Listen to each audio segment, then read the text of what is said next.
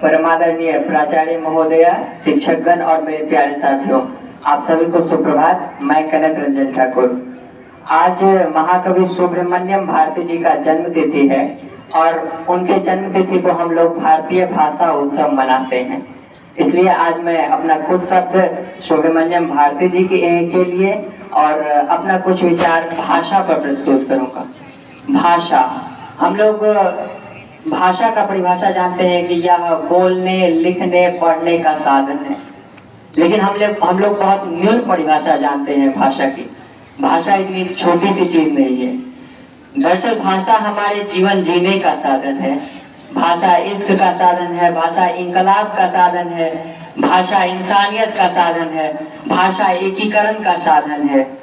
दरअसल भाषा में दुनिया का हर ज्ञान समाहित है।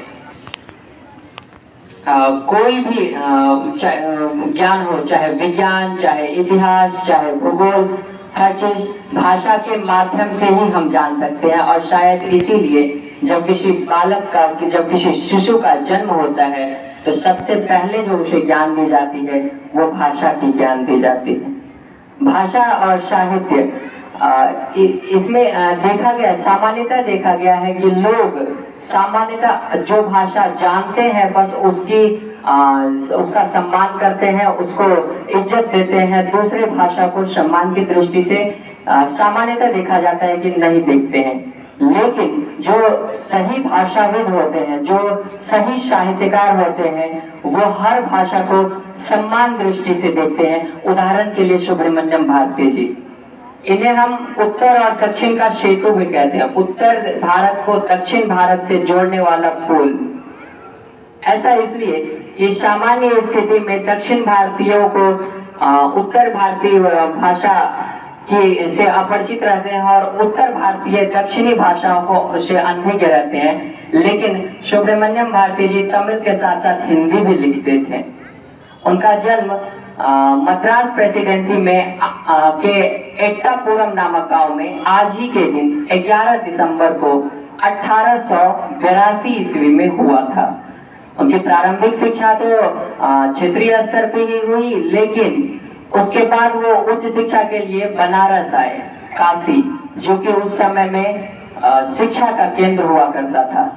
यहाँ आकर के वो आध्यात्म और राष्ट्रवाद की ओर मुड़े और शिक्षा प्राप्त करने के बाद जो एक शिक्षित व्यक्ति का कर्तव्य होता है, जो एक प्रबुद्ध व्यक्ति का कर्तव्य होता है, वो उसकी तरफ अग्रसर हुए। एक शिक्षित व्यक्ति का ये कर्तव्य होता है कि समाज में जो दुर्दशा चल रही है उसके खिलाफ जो आंदोलन चल रहे हैं उसका हिस्सा बने। तभी भारत में गुलामी, अंग्रेजों की गुलामी एक दुर्दशा थी हमारे समाज में और उसके खिलाफ आंदोलन चल रहे थे, भारतीय स्वतंत्रता संग्राम चल रहे थे और उसका हिस्सा बन करके वो अपने शिक्षा का प्रमाण दिए हमारे बीच में। उनकी योगदान उस आंदोलन में स्वतंत्रता आंदोलन में मुख्यतः साहित्यिक रूप से थे। वो राष्ट्रवादी काल के कवि भी माने जाते हैं। दरअसल कोई भी आंदोलन हो उसमें साहित्यकारों की, कवियों की एक अलग ही भूमिका रहती है, क्योंकि जब चारों ओर भय से सन्नाटा छाया हुआ रहता है तब बस एक ही आवाज आती है, वो रहती है कलम की आवाज। और कलम और भाषा ये ऐसा चीज है जो किसी भी आंदोलन में आंदोलनकारियों को एकत्रित करने के लिए एक साधन है, बहुत बड़ा साधन है। क्योंकि कलम या भाषा हमारे बीच अपनेपन का भाव, कलेक्टिव बिलोंगिंगनेस लाती है, जिससे कि आंदोलनकारी एकत्रित होते हैं।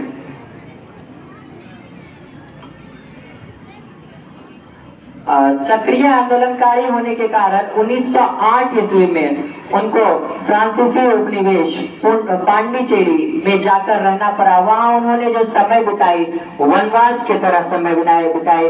उन्होंने कई पत्रिकाएं भी जारी किए, हमेशा लोगों को आजादी के प्रति जोश लाने में रहे।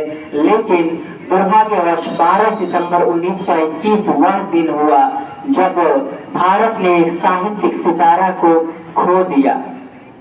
निस्संदेह रूप से हम यह कह सकते हैं कि भारतीय जी सांप्रदायिक सद्भाव के साथ साथ आजादी के जोश भरने वाले व्यक्ति थे। आज हम बस कतार में रहकर ये सुने नहीं, हमें उनके चले हुए पथ पर अनुसरण करना चाहिए। हमें भी सर्वभाषा सम्मान का उद्देश्य रखना चाहिए। हमें अपने के साथ साथ दूसरे के भाषा को भी सम्मान करना चाहिए।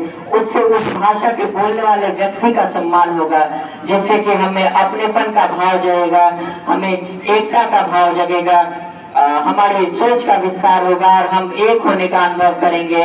अंत में मैं उनके लेखनी के कागज से रूबरू कराने के लिए उनके लिखी गई 4 लाइन को मैं प्रस्तुत करना चाहूंगा। तुम स्वयं ज्योति हो माँ, शौर्य स्वरूपनी हो तुम माँ, दुख और कपट की संहारिका हो माँ, तुम्हारी अनुकंपा का प्रार्थी हूँ मैं माँ। धन्यवाद, आपका दिन मंगलमय हो।